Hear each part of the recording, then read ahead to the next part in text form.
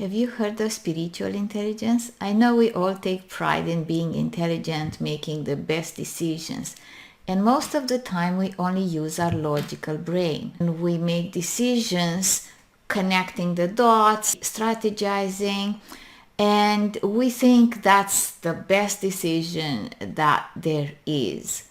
But there is a missing element, because when we make decisions based only on our intelligence, most of the time we let the past dictate the future. Because if we took some steps in the past and we failed, that memory is there and it prevents you from making a decision that maybe you're doing that thing again.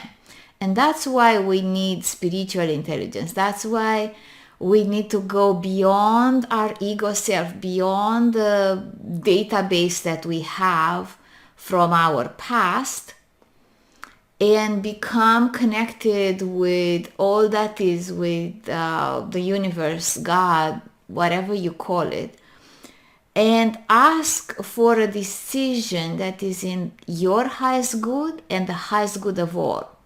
Sometimes you may get an answer that defies logic, and that's the key element to know how to make a decision based on both logic and intuition.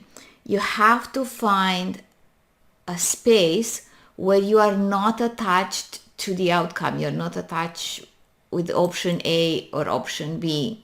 And sometimes we need to bring option C and D to have more to choose from. When you're not attached, you can connect and find an answer that may surprise you.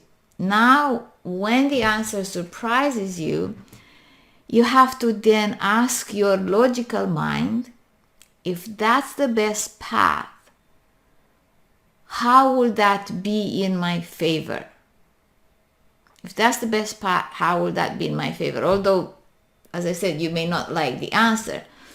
But when you have an open mind, an open heart, to listen to that inner voice and to the voice of the universe, you're saying, okay, so this answer surprises me. How can that be best for me? How can that work in my favor?